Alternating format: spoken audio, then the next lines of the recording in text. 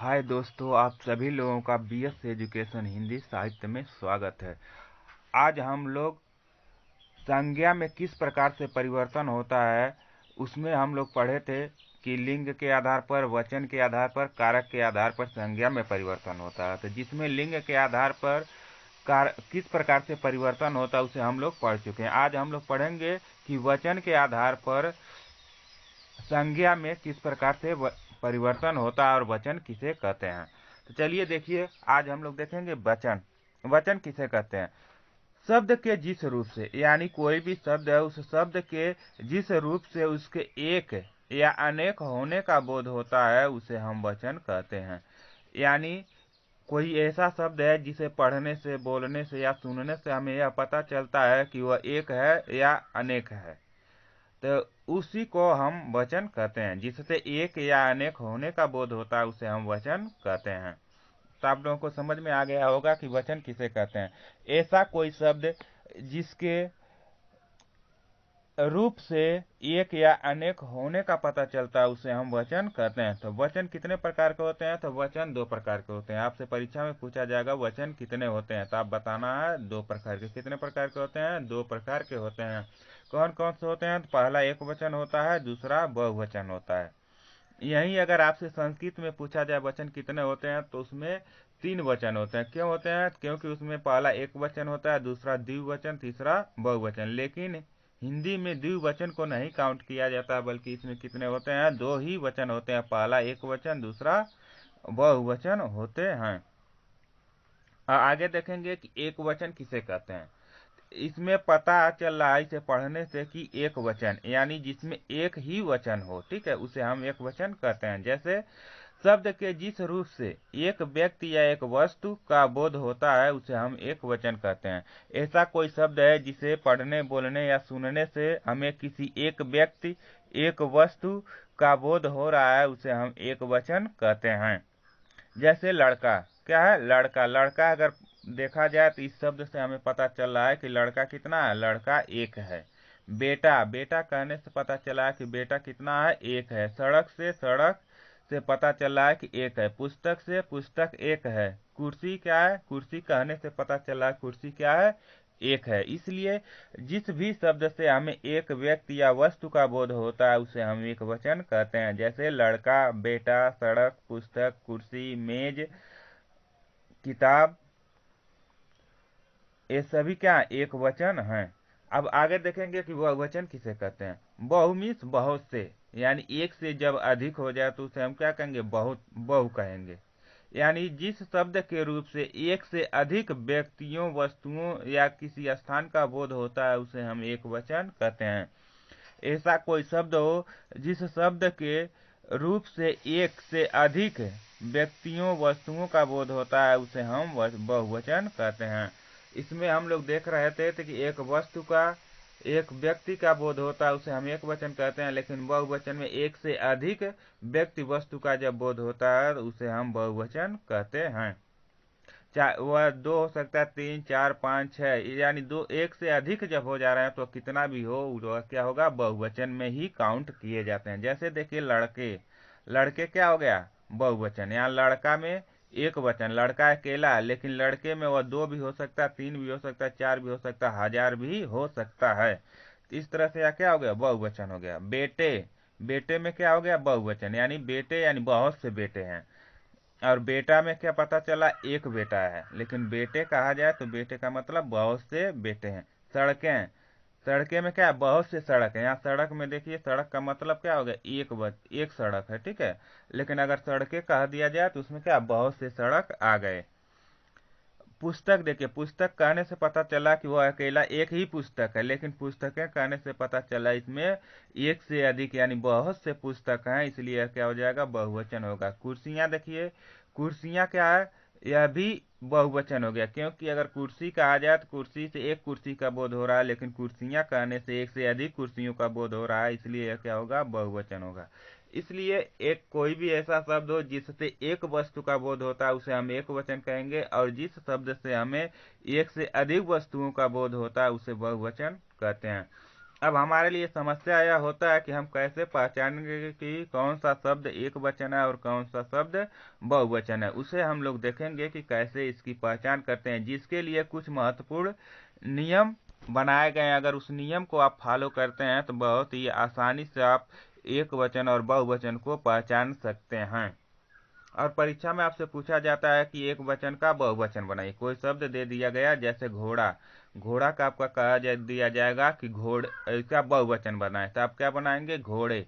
लेकिन यहाँ कंफ्यूज होता है कि अगर आपसे पूछा जाए क्या, नेता, नेता का बहुवचन बनाइए, तो क्या आप नेते कर देंगे? मेरे देश में बहुत से नेता हैं, तो क्या यहाँ नेता है, लेकिन नेता का अगर बहुवचन बनाना हो तो आप क्या बनाएंगे? नेते बनाएंगे? नहीं, यहाँ आपका क्या होगा? गलत हो जाएगा। यहाँ अगर शेर है, शेर का बहुवचन अगर बनाना तो क्या करेंगे? शेरे करेंगे क्या? नहीं, गलत हो जाएगा। इसलिए इसके लिए हमें कुछ प्रमुख नियम को पढ़ना होगा। उस नियम के आधार पर हम क्या है, बहुवचन को पहचान सकते हैं और बना भी सकते हैं। तो देखिए, इसमें पुल्लिंग शब्द को पहचानने का सबसे प्रमुख नियम होता है आकारांत शब्द को एकारांत कर देते हैं। आकारांत, आकारांत का मतलब होता है जिसके अंत में अ हो। क्या हो? जिसके अंत में अ हो उसे हम आकारांत कहते हैं। क्या हो? जिसके अंत में आ हो। आ से आम वाला, ये आम हो, आम वाला आ हो, उसे हम आकारांत शब्द कहते हैं। जैसे देखिए घोड़ा, घोड़ा में देखिए जब घोड़ा हम पढ़ रहे हैं तो इसमें लास्ट में क्या है? आ जुटा हुआ है, इसीलिए आकारांत कहते हैं। ऐसा कोई भी शब्द हो जिसे पढ़ने में लास्ट में आ हो और वह क्या हो? पुल्लिंग हो, वह उसको हम क्या करेंगे? एकारांत कर देते हैं। एकारांत मिस होता है जिसके अंत में ए हो। ए की मात्रा कैसे होता है? ऐसे होता है ना, जिसके अंत में ए की मात्रा हो उसे हम एकारांत कहते हैं। अगर आपको कोई शब्द है जिसमें लास्ट में आकारांत आ की मात्रा आ रहा है और वह पुल्लिंग है, ठीक है, तो उसे हम क्या करेंगे? आ की मात्रा को हटाकर हम उसे ए की मात्रा जोड़ देते हैं, तो वह क्या होता है? बहुवचन हो जाता है। जैसे देखिए घोड़ा का क्या हो गया? घोड़े। इसमें देखिए ए का मात्रा लग गया। क्या लग गया? ए का मात्रा लग गया। पंखा, इसमें आ का मात्रा है, आकारांत है, तो इसमें हम क्या करेंगे? ए का मात्रा जोड़ देंगे, तो पंखे क्या हो जाएगा? पंखे आपका बहुवचन हो गया। किला का क्या हो जाएगा? किले। कपड़ा का क्या हो जाएगा? कपड़े। बेटा का क्या हो जाएगा? बेटे। ताला का ताले। पत्ता का पत्ते। रास्ता के रास्ते। आपका क्या होगा? आसानी से बहुवचन बन जाएगा। सिर्फ आपको ध्यान रखना है जिस शब्द के अंत में क्या हो? आ हो, उस शब्द को हम क्या करेंगे? लास्ट में ए कर देंगे, बस आपका बहुवचन तैयार हो जाएगा। इसे आप पहचान भी सकते हैं। अगर पंखे दिया गया है तो क्या देखिए इसमें ए का मात्रा है, तो यह क्या हो जाएगा? बहुवचन हो जाएगा। कपड़े, कपड़े में लास्ट में ए का मात्रा है तो यह बहुवचन हो जाएगा। कपड़ा, इसमें आ का मात्रा आ रहा है और यह क्या है? पुल्लिंग शब्द है, तो इसलिए यह क्या हो जाएगा? एक वचन हो जाएगा। ठीक है, कपड़ा क्या है? एक वचन। ताला क्या है? एक वचन। रास्ता क्या है? एक वचन। रास्ते क्या है? बहुवचन। ताले बहुवचन। कपड़े बहुवचन। इस तरह से आपसे अगर पूछा जाए बेटा का बहुवचन बताइए, तो आप क्या करेंगे? बेटे कर देंगे, क्योंकि इसमें आ की मात्रा लास्ट में आ रहा है, तो उसे हम किस में बदलेंगे? एकारांत में बदलेंगे, यानी ए का मात्रा लगा देंगे। उम्मीद करता हूँ कि आप लोगों को समझ में आ गया होगा। अगर कोई भी दिक्कत कंफ्यूजिंग रहता है तो आप कमेंट बॉक्स में निसंकोच पूछ सकते हैं। अब इसमें कुछ प्रमुख बातों को हम ध्यान रखेंगे कि संस्कृत शब्दों, यानी जो शब्द संस्कृत के शब्द हैं और वह क्या है? संबंध सूचक हैं। क्या है? संबंध सूचक। संबंध सूचक मीन्स होता है वह एक दूसरे के बीच संबंध को बताने वाले हैं। जैसे आप कहते हैं मेरे मामा हैं, तो मामा क्या है? हमारे और उनके बीच एक रिश्ता, एक संबंध बताया जा रहा है, इसलिए वह क्या हो जाएंगे? संबंध सूचक हो जाएंगे।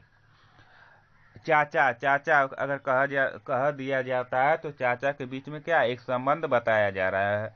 नेता के बीच में क्या? एक संबंध बताया जा रहा है, इसलिए ऐसे शब्दों को हम क्या कहते हैं? संबंध सूचक शब्द कहते हैं।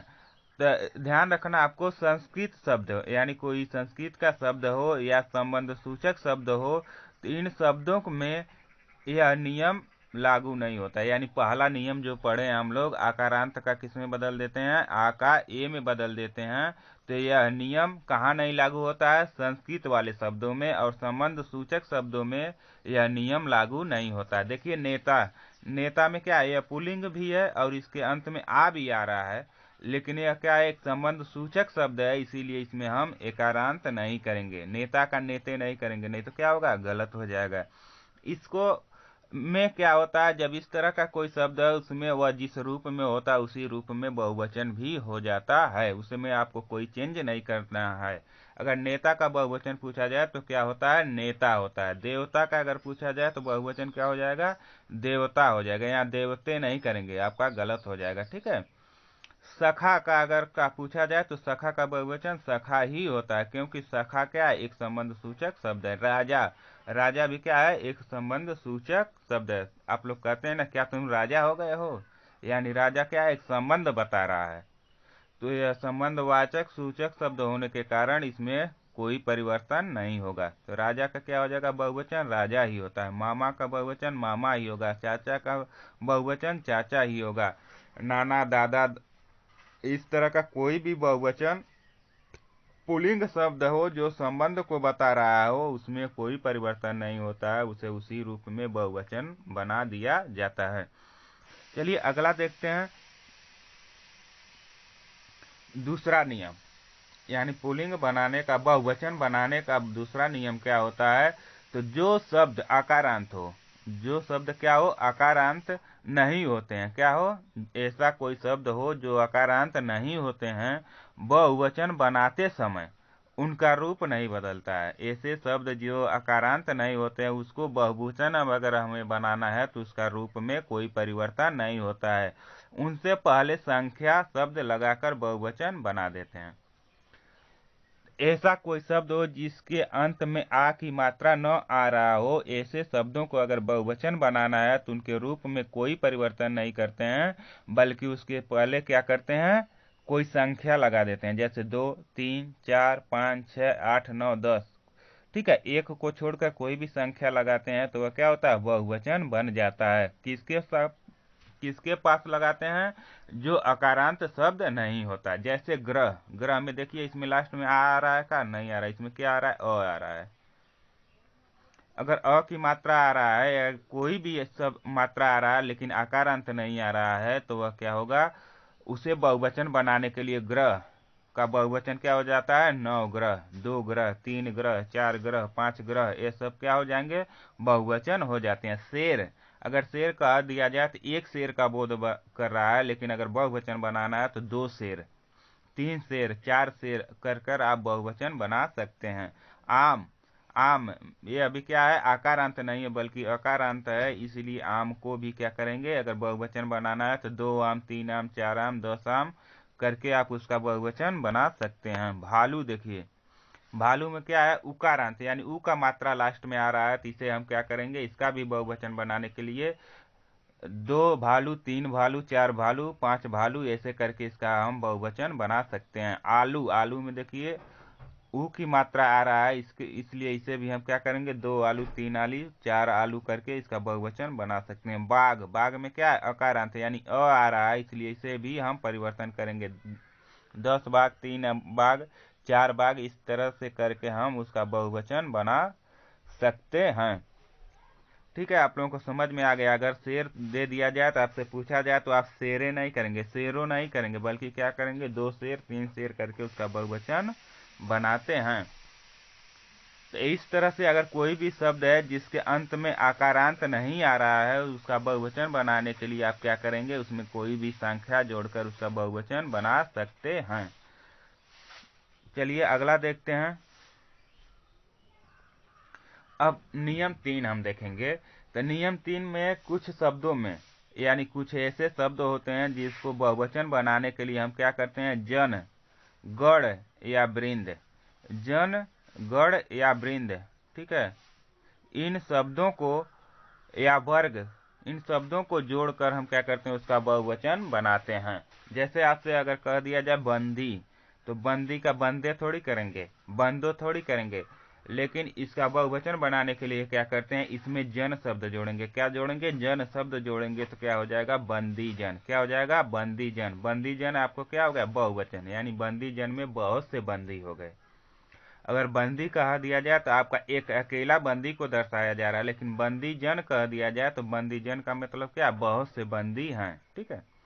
अब देखिए अध्यापक, अध्यापक का अगर बहुवचन बनाना है तो जिस बच्चे को नियम नहीं पता रहता वह क्या कर देंगे, अध्यापकों कर देंगे या अध्यापके कर देंगे। इस तरह से आपका क्या होता है, गलत हो जाता है। बल्कि इसका सही बहुवचन क्या होता है, उसमें गण शब्द जोड़ेंगे। क्या जोड़ेंगे, गण शब्द जोड़ेंगे तो क्या हो जाएगा, अध्यापक गण। क्या हो गया, अध्यापक गण।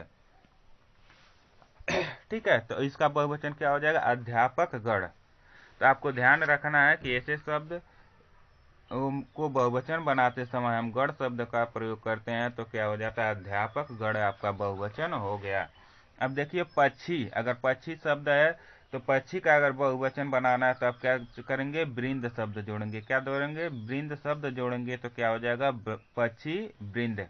क्या हो जाएगा, पक्षी वृंद हो जाएगा। यह आपका बहुवचन हो गया। पाठक, पाठक में अगर बहुवचन बनाना है तो उसे हम क्या करेंगे, पाठक वर्ग। क्या जोड़ेंगे, वर्ग जोड़ेंगे तो पाठक वर्ग हो जाएगा। ठीक है। इस तरह से ऐसे कुछ शब्द होते हैं जिसमें जन, गण, वृंद और वर्ग शब्द को जोड़कर उनका बहुवचन बनाया जाता है। उम्मीद करता हूं कि आप लोगों को समझ में आया होगा। और इसी तरह से अगर व्याकरण को क्रमबद्ध रूप से पढ़ना चाहते हैं तो हमारे चैनल को जो लोग नहीं सब्सक्राइब किए हैं वह सब्सक्राइब कर लें और चैनल को लाइक भी कर दीजिए। आप लोग वीडियो तो देखते हैं लेकिन उसे लाइक नहीं करते हैं। लाइक से क्या होता है, हमें मोटिवेशन मिलता है और इसी प्रकार से अन्य वीडियो को बनाने का हमें उत्साह मिलता है। इसलिए आप लोग का इसमें कोई भी पैसा का खर्च नहीं लगेगा। आप लोग वीडियो को देख रहे हैं तो एक बार वीडियो को लाइक कर दीजिए और अपने मित्रों के साथ शेयर कर दीजिए। ठीक है। और जो लोग सब्सक्राइब नहीं किए हैं वो लोग इस चैनल को सब्सक्राइब कर लें, जिससे आपको हर एक वीडियो का नोटिफिकेशन समय से आपको मिलता रहेगा। चलिए इसी के साथ इस वीडियो को यहीं समाप्त करते हैं। फिर मिलते हैं अगले वीडियो में कारक के साथ। ठीक है, अगले वीडियो हम लोग कारक पढ़ेंगे। और इसी के साथ इस वीडियो को यहीं समाप्त किया जाता है। फिर मिलते हैं अगले वीडियो में, तब तक के लिए जय हिंद, जय भारत।